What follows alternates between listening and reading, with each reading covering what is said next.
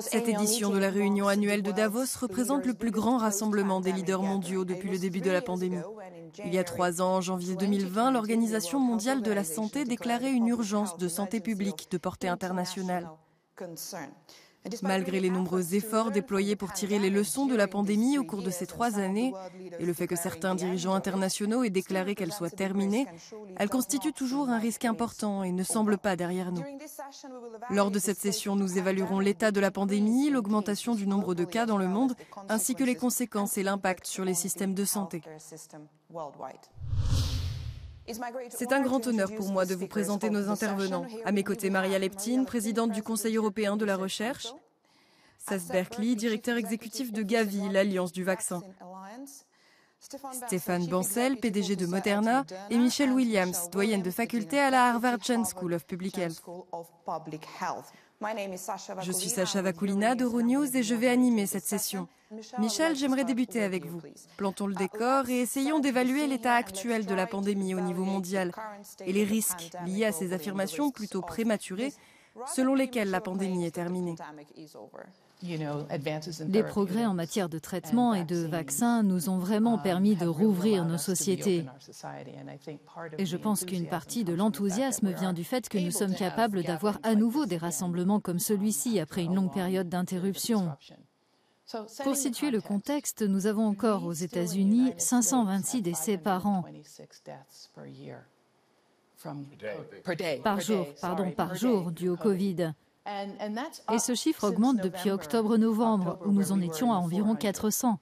Ce qui est décevant, c'est que sur ces décès, 9 sur 10 auraient pu être évités si les personnes avaient été vaccinées et avaient eu leur rappel.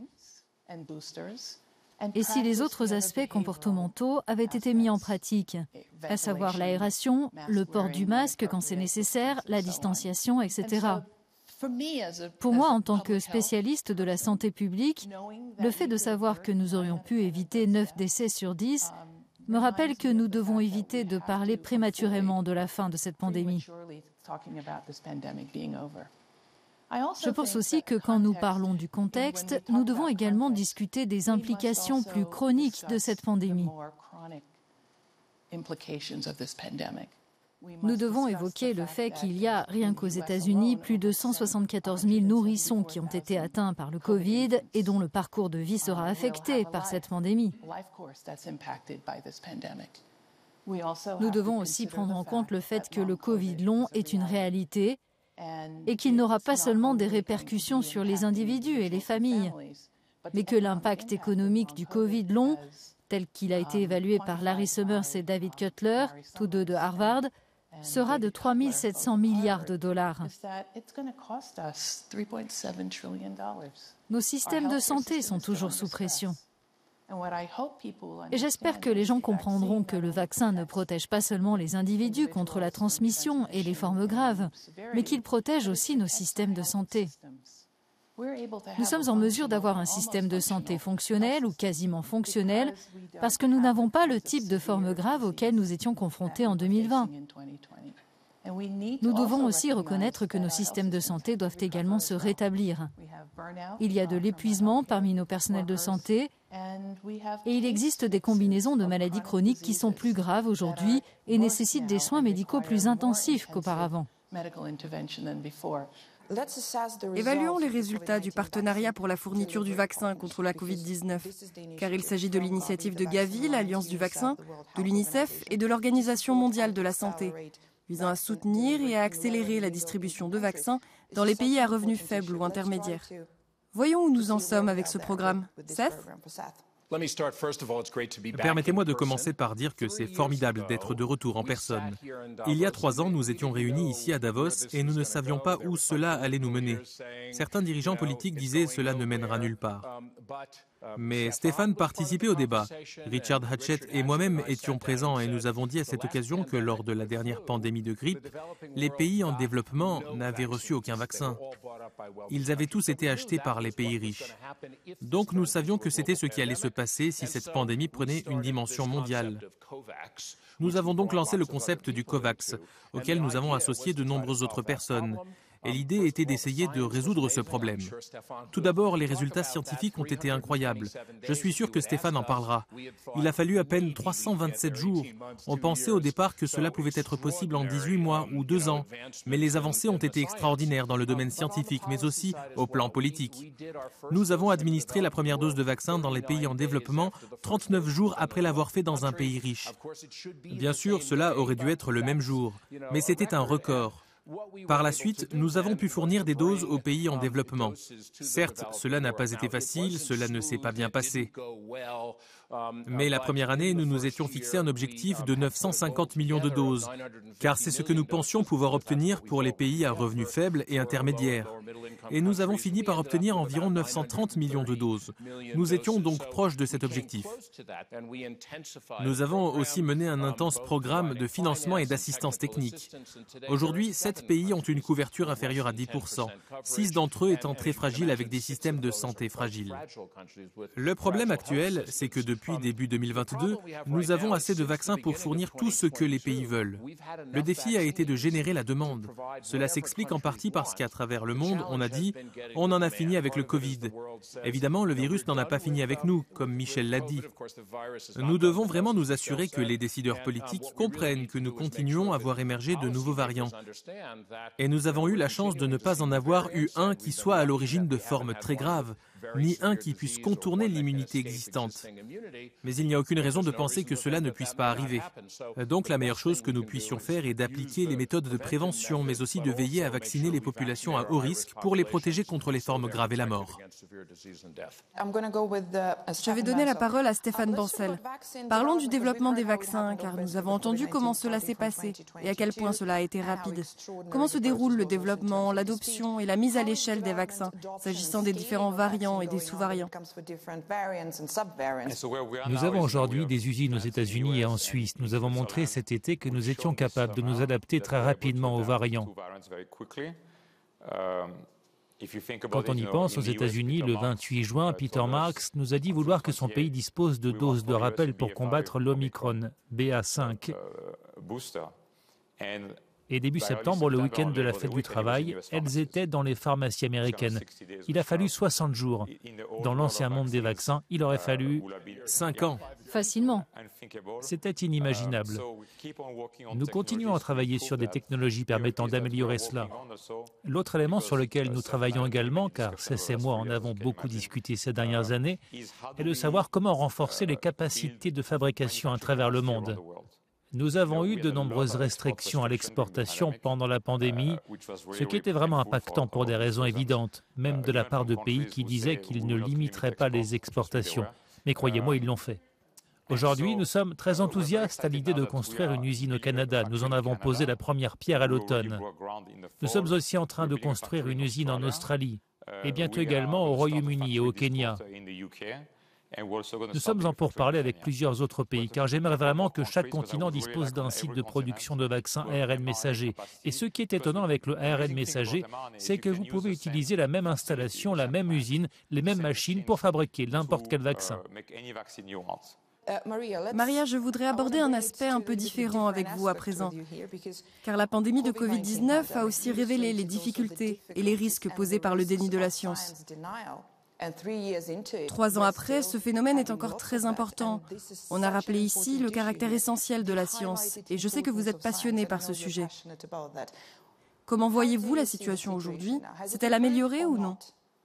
J'aurais aimé qu'elle s'améliore. Je suis passionnée par la science et c'est une question intéressante.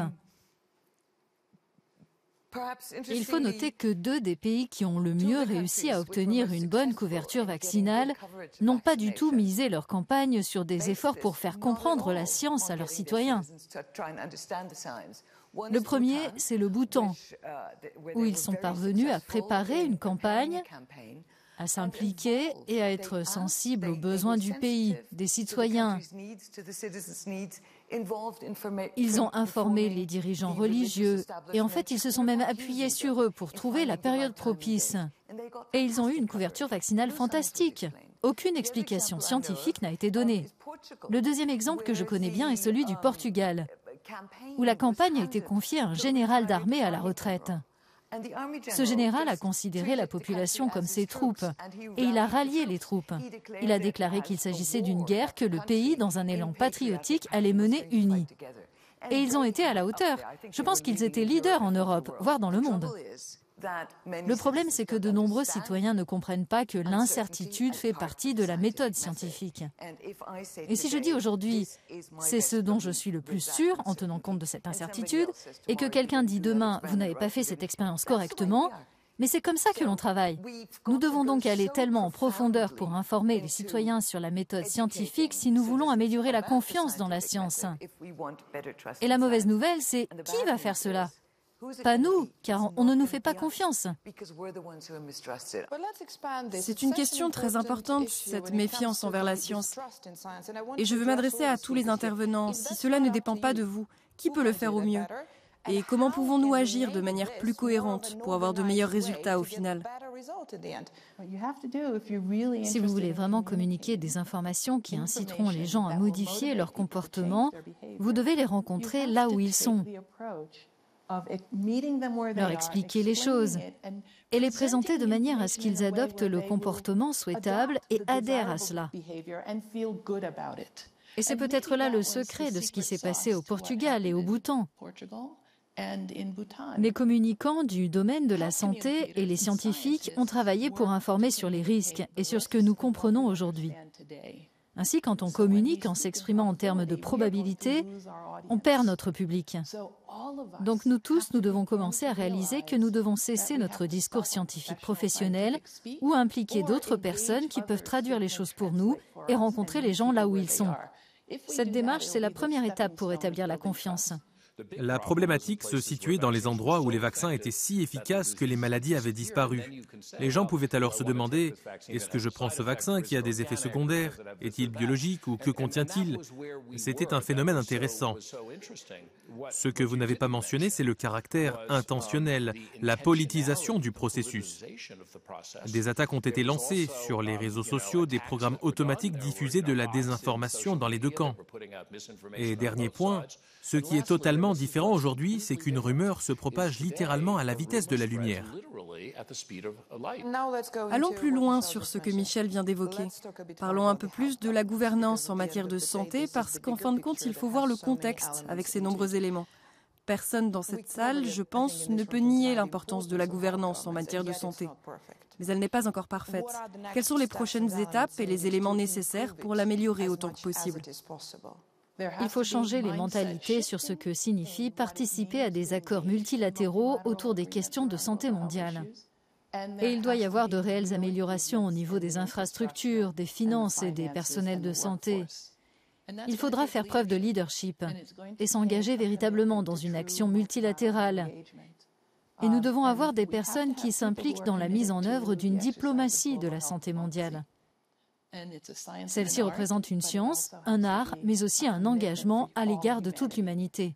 Parce que nous savons, et nous le savions depuis 2014 avec Ebola, qu'il suffit de 8 heures pour qu'une menace présente à l'autre bout de la planète devienne une menace pour nous, ici. Ainsi, nous devons réaliser, pas seulement dans ce que nous disons, mais dans ce que nous faisons, que la science est vraiment importante. Je rappelle que je suis biologiste moléculaire et épidémiologiste.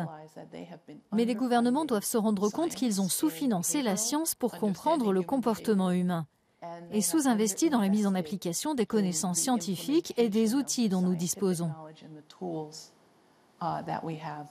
Nous devons donc parvenir à un niveau où les gouvernements reconnaissent la nécessité de financer les communautés locales et les responsables régionaux en matière de santé, de les équiper d'outils et de créer un filet de sécurité qui va du développement de connaissances et de la création de vaccins et de traitements aux efforts pour expliquer, motiver et entretenir cet environnement de confiance pour faire adopter des comportements qui favorisent la santé des individus, des communautés et des familles à travers le monde.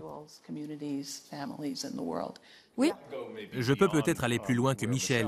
Je suis d'accord avec tout ce qu'elle a dit, mais nous devons aussi garder à l'esprit qu'il y a des limites à ce que la structure de gouvernance peut faire Et nous avons cette expérience concrète aujourd'hui. Quand nous avons créé le COVAX, nous avons dû mettre en place environ 50 innovations. Des choses comme l'indemnisation et la responsabilité, la compensation sans faute.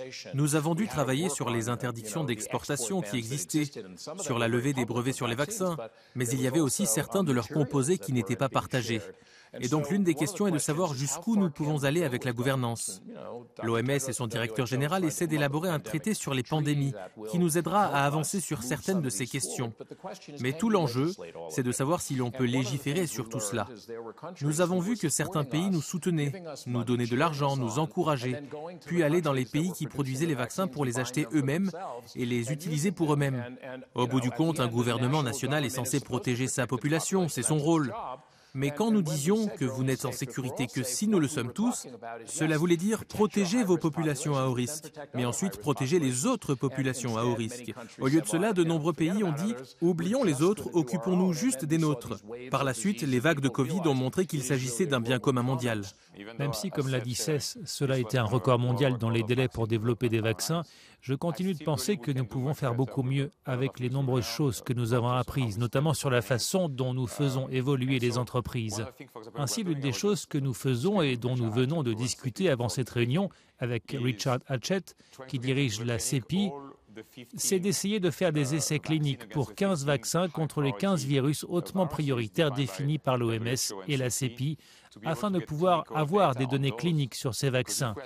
Car si nous avions acquis des connaissances sur la dose d'un vaccin contre le coronavirus en janvier 2020, nous aurions peut-être gagné 3 mois de plus. Pensez au nombre de vies qui auraient pu être sauvées si un vaccin avait été lancé en août plutôt qu'en décembre. Nous essayons de collaborer avec des universitaires du monde entier et de leur donner accès à notre plateforme. Il nous faut ces vaccins dans des flacons prêts à être utilisés pour les essais cliniques ou pour effectuer autant de tests que possible à l'avance. Le problème, c'est que ces vaccins vont expirer et cela représente quelques millions de dollars. Tout l'enjeu ici, c'est que nous refusons de dépenser cet argent puisqu'on craint de gaspiller ces quelques millions de dollars pour quelque chose qui, au final, dans le cas de cette pandémie, a probablement coûté entre 12 et 15 000 milliards de dollars. Il faut faire ces investissements quand nous sommes moins exposés. Je reviens sur ce que dit Cess. Ce qui m'inquiète aujourd'hui, c'est que de nombreux pays oublient que la pandémie est toujours en cours. De nombreuses personnes meurent encore chaque jour, mais de nombreux gouvernements sont passés à autre chose. Et c'est un problème car nous avons besoin d'investissements dans les infrastructures de santé publique, dans le personnel soignant, dans la surveillance génomique. Il y a tellement de choses à faire. Maria, j'aimerais vous interroger sur la nécessité de ces investissements et sur l'importance de ne pas oublier de mieux nous préparer aux pandémies à venir. Car comme vous l'avez dit, il faut être prêt face à tout ce qui peut arriver. Je pense que nous nous en sommes très bien sortis. Nous l'avons entendu à la fois du côté logistique, mais aussi du côté scientifique. Les fondamentaux scientifiques étaient là et ils avaient été financés pour des raisons très diverses. Ainsi, 2 des chercheurs européens dont les travaux ont conduit au vaccin, Adrian Hill à Oxford et Ogur Sahin en Allemagne, avaient été financés par un bailleur de fonds, à savoir le Conseil européen de la recherche, pour leurs sciences fondamentales, dans un tout autre objectif. Et ne parlons même pas de Katalin Karikó qui travaillait sur ce sujet depuis 20 ans. Nous nous sommes donc extrêmement bien débrouillés. Les choses étaient là. Vous l'avez dit, au niveau de la logistique, de la production et de la science sous-jacente, on a eu des résultats en un temps record, sans qu'un financement n'ait eu besoin de venir d'en haut à la vitesse de l'éclair. Cela a bien fonctionné, mais la science était là. Mon appel est donc le suivant. Continuez à investir dans les sciences fondamentales. La prochaine pandémie sera peut-être différente. On ne peut pas le savoir. La nature peut inventer n'importe quoi. Mais nous sommes préparés de bien des façons.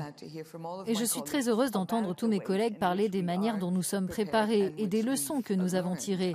Au niveau de la production, excellent. On a avancé en matière de biologie moléculaire de base, d'épidémiologie pour la production, etc. Et j'ai aimé ce que Michel a dit sur la compréhension du comportement humain, qui est un aspect totalement différent de la compréhension et de la recherche dont nous avons besoin. Je suis très heureuse de dire que le Conseil européen de la recherche finance ce type de travaux. Et c'est vraiment un privilège de travailler pour un organisme de financement qui reconnaît la nécessité de financer les sciences humaines et sociales. Je pense que cela nécessite un soutien et je suis heureuse que vous l'ayez évoqué. Je dirais donc que certes, nous avons appris. Mais comme nous avons besoin de tous les autres aspects que mes collègues ont évoqués et qui sont évidemment identifiables, je voudrais dire, n'imposez pas de limite au financement des sciences fondamentales prises au sens large, car on ne sait jamais de quoi on aura besoin lors de la prochaine épidémie.